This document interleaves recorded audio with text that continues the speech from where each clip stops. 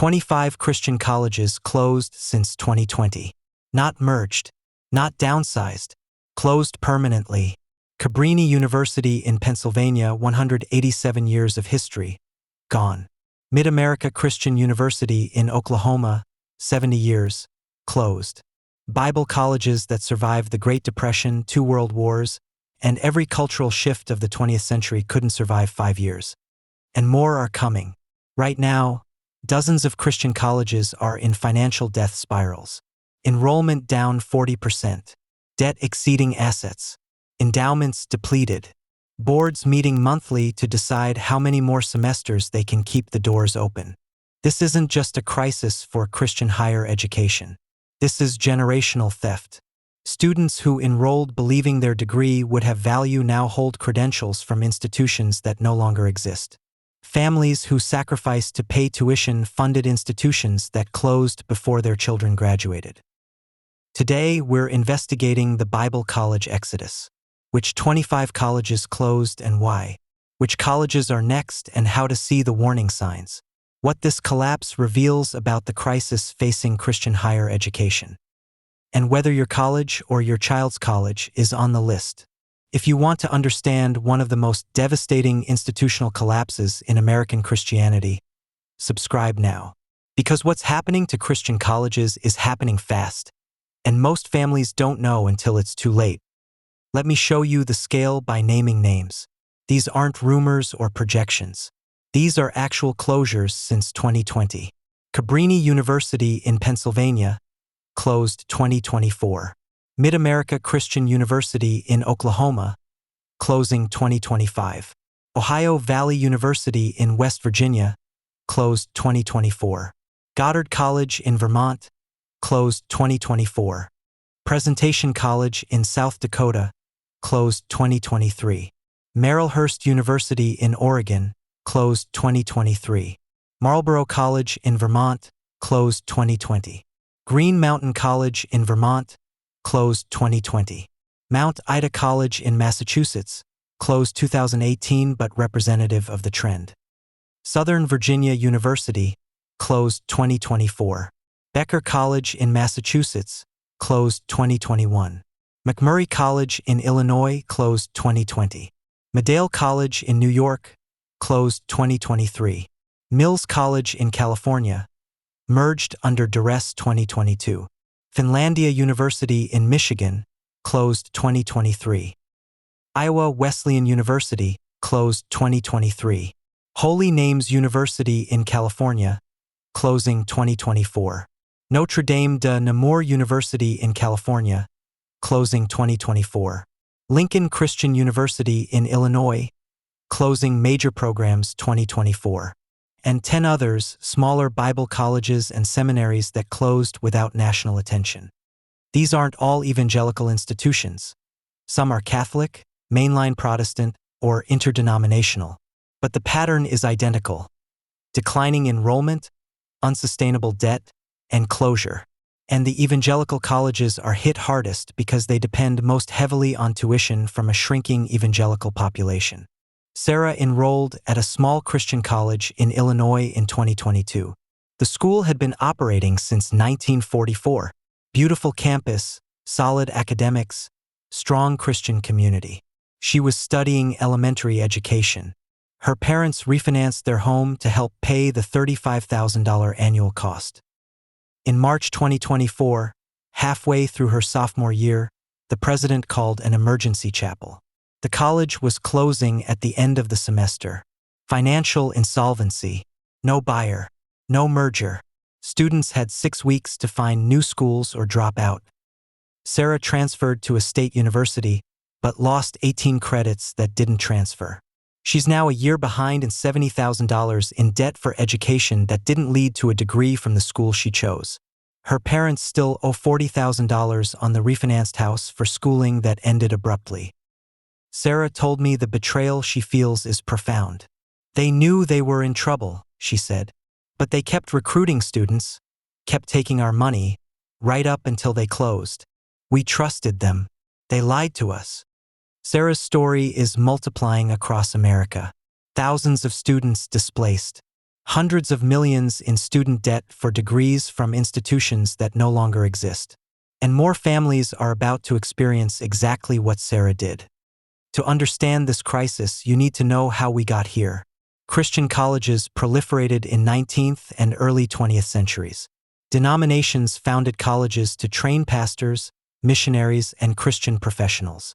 By 1950, hundreds of Christian colleges existed across America, most financially stable and academically solid. The post-World War II GI Bill era was golden age. Enrollment soared. Campuses expanded. Christian colleges thrived alongside secular universities. The 1960s through 1990s saw continued growth. Baby boomers and Gen X filled Christian college campuses, seeking alternatives to secular education. But the model depended on several factors that no longer exist. First, a large evangelical population that valued Christian higher education. Second, families willing and able to pay premium prices for Christian education. Third, limited alternative options for Christian students. All three factors have collapsed. The evangelical population is shrinking. Families can't afford $40,000 annual tuition. And alternatives proliferate: online Christian programs, community colleges, public universities with Christian student groups. The Christian college model that worked for a century is failing catastrophically now. Subscribe now if you're starting to see how multiple failures created perfect storm. Because understanding the causes is essential for seeing which colleges are next, and whether your college can survive what's coming. The primary cause of Christian college closures is enrollment collapse. Since 2010, enrollment at evangelical colleges has dropped 38%. That's not a typo. 38% fewer students in just 14 years. For schools that depend on tuition for 70 to 80% of revenue, this is existential crisis. Why is enrollment collapsing? First, there are fewer evangelical young people. The percentage of Americans identifying as evangelical has dropped from 25% in 2006 to 21% in 2024. That's roughly 10 million fewer evangelicals, many of them young people who would have attended Christian colleges. Second, even evangelical families are choosing alternatives. The cost difference is too stark. A year at private Christian college averages $38,000. A year at in-state public university averages $11,000. That's $27,000 annual difference, $108,000 over 4 years. Families facing this math increasingly choose public universities. They tell themselves their kids can join campus ministries like Cru or InterVarsity. They can attend church near campus. They'll get Christian community without the six-figure debt. For many families, the economics simply don't work anymore. Third, online education has decimated residential Christian colleges. Liberty University online alone enrolls over 100,000 students. Grand Canyon University, while controversial, enrolls over 100,000 online students at a fraction of residential college cost. Why pay $38,000 per year to attend a small Bible college when you can get a Christian degree online for $12,000 per year? Fourth, the value proposition has weakened. A degree from Harvard or Stanford opens doors. A degree from a small Christian college increasingly doesn't. Employers care more about skills and state school credentials than Bible college diplomas. Parents and students are questioning whether Christian college tuition delivers commensurate value. Finally, demographics are working against Christian colleges. The birth rate decline means fewer college-age students overall. Christian colleges compete for a shrinking pool of potential students. And they're losing that competition to public universities, major Christian universities, and online programs. The second major problem is crushing institutional debt. Christian colleges borrowed heavily during the growth decades. They built new dorms, student centers, athletic facilities, and academic buildings. The debt was manageable when enrollment was growing. It's catastrophic when enrollment collapses. Let me show you specific numbers. Cabrini University closed with $30 million in debt against declining enrollment. Ohio Valley University closed owing over $20 million with only 300 students. The math doesn't work. They needed 1,000 students to cover debt service and operations, but couldn't recruit even half that. Many Christian colleges are what financial analysts call zombie institutions. They're functionally insolvent but still operating. They're spending endowment principal to cover operating deficits. They're deferring maintenance because they can't afford repairs. They're cutting faculty and programs but still losing money. The debt crisis is compounded by bond covenants. Many colleges issued bonds for construction projects. Those bonds have financial covenants requiring certain enrollment levels or endowment sizes. When colleges violate covenants, bondholders can demand immediate repayment, forcing closure. This happened to multiple colleges in the past 5 years. They violated bond covenants, couldn't refinance, and had to close immediately. Students were given weeks' notice. Employees were laid off overnight. The institutional infrastructure collapsed faster than anyone anticipated. The third factor accelerating closures is culture war entanglement. Many Christian colleges have become culture war universities. They're known more for political positions than academic quality.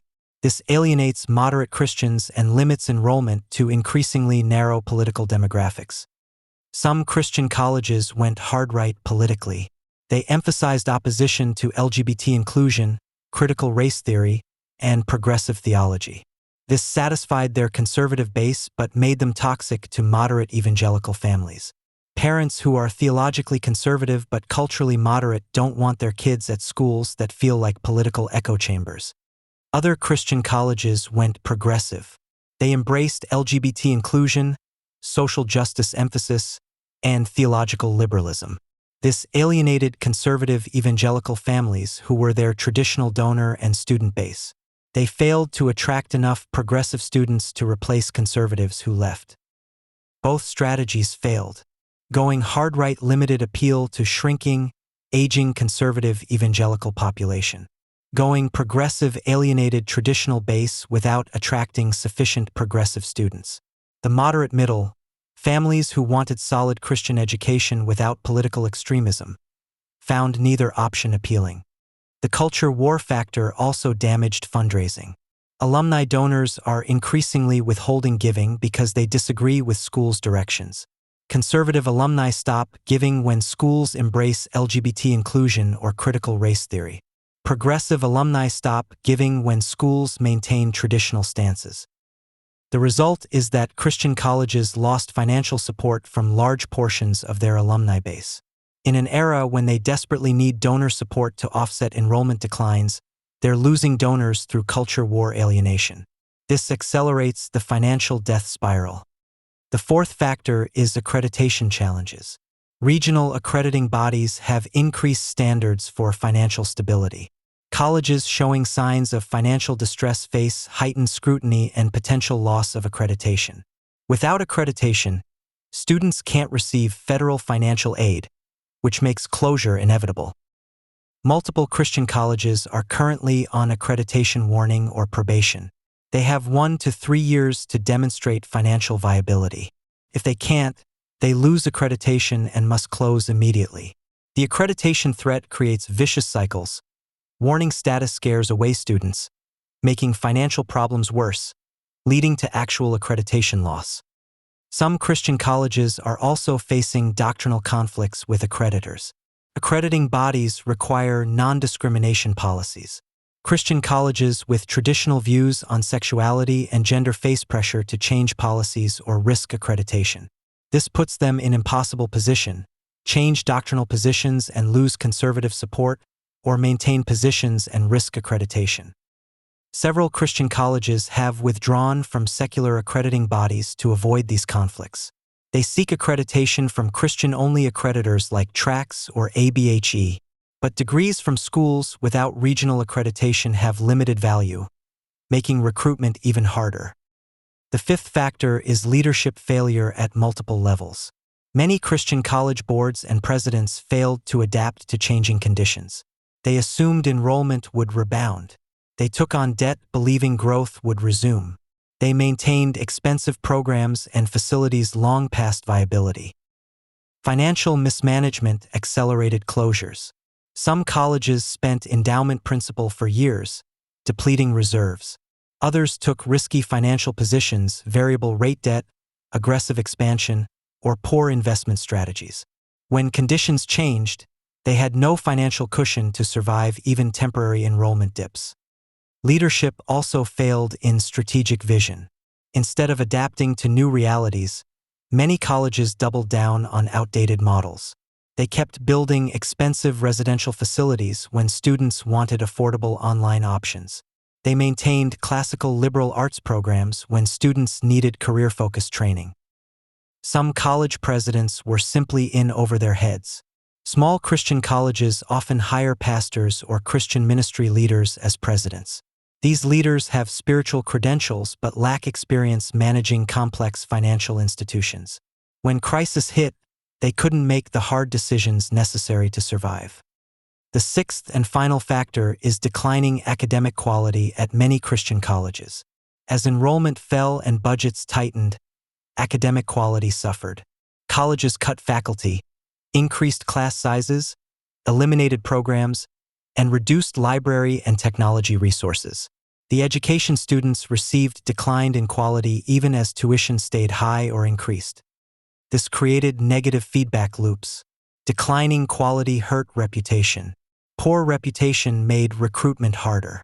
Harder recruitment meant less tuition revenue. Less revenue forced more cuts. More cuts further degraded quality. Eventually, the institution provided such poor education that even desperate students wouldn't enroll. Academic quality problems also showed in outcomes. Graduation rates at struggling Christian colleges are often below 50%. Job placement rates are poor. Graduate school admission rates are low. When prospective students and parents research outcomes, they see the Christian college option doesn't deliver results. Some Christian colleges also face scandals around academic integrity. Grade inflation, accreditation violations, or fraudulent reporting of outcomes. These scandals destroyed remaining credibility and accelerated enrollment declines. Once reputation is destroyed, recovery is nearly impossible in the competitive higher education marketplace. How can you tell if a Christian college is heading toward closure? There are clear warning signs. First, declining enrollment over 3 consecutive years. If enrollment drops 15% or more across 3 years, the college is in crisis. Check the college's Common Dataset or IPS database for official enrollment figures. Second, elimination of majors or entire departments. When colleges cut programs, it signals financial desperation. They're trying to reduce costs quickly, which means they're in immediate financial trouble. If your college eliminates multiple majors in 1 year, it's a red flag. Third, frequent leadership turnover. If a college has multiple presidents in 5 years, institutional instability is severe. Presidents leave failing institutions. Frequent turnover means board dysfunction and financial crisis. Check the college's website to see how long the current president has served. Fourth, deferred maintenance. Visit the campus and look at facilities. Are buildings deteriorating? Is landscaping neglected? Are there broken windows, peeling paint, or obvious disrepair? Deferred maintenance means the college can't afford basic upkeep, indicating severe financial problems. Fifth, aggressive recruitment tactics. If a college is offering massive scholarships to almost anyone who applies, they're desperate. When admissions standards drop dramatically and financial aid becomes nearly universal, enrollment is collapsing. The college is trying to fill seats at any cost. Sixth, faculty and staff departures. Check LinkedIn or ask around about faculty turnover. If experienced professors are leaving in large numbers, they see problems and are getting out. Faculty departures often precede public announcement of closure by months or years. Based on public financial data, here are Christian colleges showing multiple warning signs. I'm not predicting closure, but these institutions face severe challenges. Families considering these schools should investigate carefully and have backup plans. Several small Midwestern Bible colleges show concerning signs. Enrollment below 500, debt exceeding assets, and operating deficits. Multiple Southern Christian colleges face similar problems. Declining enrollment, aging facilities, and budget cuts. West Coast Christian colleges struggle with high operating costs and inability to compete with state universities. Specific factors to research. Check the college's most recent audited financial statements if available. Look at the ratio of debt to assets. If debt exceeds 50% of assets, financial position is precarious. Check endowment size relative to enrollment. Colleges with endowments below $10,000 per student have little financial cushion. Look at tuition discount rates. This is the percentage of tuition that's discounted through financial aid. If the discount rate exceeds 45%, the college is giving away nearly half its tuition just to fill seats. This is unsustainable long-term. Research bond ratings if the college has issued bonds. Anything below investment grade indicates serious financial distress. Some colleges currently have junk bond ratings, meaning bond markets view them as likely to default. If your college has a junk rating, closure risk is significant. Check local news coverage. Local newspapers often report on college financial problems before national media. If the local paper is writing about layoffs, program cuts, or financial struggles, pay attention. These stories often precede closure announcements by months. Finally, trust your gut. If administrators are evasive about finances, if faculty seem demoralized, if facilities are declining, these signal problems. Parents and students should ask direct questions about financial health and demand honest answers. If you don't get straight answers, seriously consider alternatives. If you're currently enrolled at a financially struggling Christian college, protect yourself. First, have a transfer plan ready. Identify 2 or 3 schools you could transfer to if your college closes suddenly. Research transfer credit policies so you know what will transfer and what won't. Second, get all documentation. Keep copies of syllabi, transcripts, course catalogs, and degree requirements. If the college closes, you'll need these documents to transfer credits and prove what you completed. Don't assume the college will maintain records after closure. Get copies now. Third, accelerate graduation if possible. Take summer classes, overload credits, or do whatever it takes to graduate early. The longer you're enrolled at a struggling college, the greater your risk of being caught in closure. If you can graduate a semester early, do it. Fourth, don't take on additional debt. If your college is showing warning signs, don't take out loans for another year there. The risk of ending up with debt but no degree is too high. Consider transferring now rather than gambling on your college surviving. Fifth, communicate with family. Make sure parents understand the situation and are prepared for potential sudden closure. Families need backup plans financially and logistically. Don't let pride or optimism prevent honest conversation about risk. Finally, advocate for yourself. If closure happens, you have rights. Closed college students may qualify for loan discharge. Transfer agreements should be honored. Credits should transfer per accreditation standards. Don't accept administrators' claims that nothing can be done. Research your options and fight for fair treatment. Parents considering Christian colleges for their children must do due diligence. Don't rely on glossy brochures and recruitment pitches. Research financial health independently. Request audited financial statements. Check enrollment trends through IPS database. Ask hard questions during campus visits. What's the 4-year graduation rate? What's the average student debt load? What percentage of graduates are employed in their field within 6 months? If administrators can't or won't answer these questions clearly, that's a red flag. Consider the risk-reward calculation carefully. Is the Christian college experience worth 6 figures of debt and risk of closure? For many families, the honest answer is no. Public universities with strong Christian student ministries may be better options. Or larger, financially stable Christian universities like Wheaton, Taylor, or Biola. Don't let nostalgia or denominational loyalty cloud judgment. The fact that you attended a Christian college 30 years ago doesn't mean it's viable now. The fact that your denomination founded a college doesn't mean it won't close. Make decisions based on current data, not past loyalties. Finally, have backup plans. Even if your student enrolls at a Christian college that seems stable, circumstances change. Know what transfer options exist. Understand financial implications of sudden closure. Hope for the best but prepare for the worst. 25 Christian colleges closed since 2020. Cabrini, Mid-America Christian, Ohio Valley, Iowa Wesleyan, and dozens more are heading toward the same fate. Enrollment collapsing, debt crushing, and leadership unable to adapt fast enough. This isn't just institutional failure. This is human tragedy.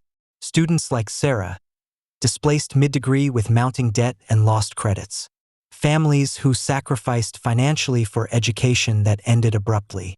Faculty and staff who gave careers to institutions that disappeared. But this tragedy was predictable. The warning signs were clear for years. Declining enrollment, unsustainable debt, outdated educational models. Institutions refused to adapt until adaptation was impossible. The Christian college exodus will continue. More schools will close in the next 5 years than closed in the past 5. The factors driving closures aren't improving, they're accelerating. Fewer evangelical young people, higher costs, better alternatives, demographic decline. For families considering Christian colleges, the message is clear. Investigate thoroughly and plan carefully. Don't assume any institution is safe just because it's been around for decades. Ask hard questions, research financial health, and have backup plans. For Christian college administrators, the message is even clearer. Adapt radically or close. The incremental changes you're making aren't enough. The business model that worked for a century is dead. You need revolutionary change or managed closure within 5 years. If this investigation opened your eyes, challenged your assumptions, or helped you make better decisions about Christian higher education, subscribe now. The Bible College Exodus is the untold story of Christian institutional collapse, and it's happening faster than anyone realizes. 25 colleges gone, dozens more endangered, thousands of students at risk. This is the crisis nobody's talking about, but everyone in Christian higher education is experiencing. May we learn from these failures before more families pay the price for institutional denial. Because the exodus isn't over. It's just beginning. And the next closure could be the college you attended, the college you support, or the college your child attends. Pay attention, ask questions, and don't assume any Christian college is too big to fail. 25 proved that wrong already. Many more will follow. The only question is whether you'll be prepared when it happens, or whether you'll be another family caught off guard by the Bible College Exodus.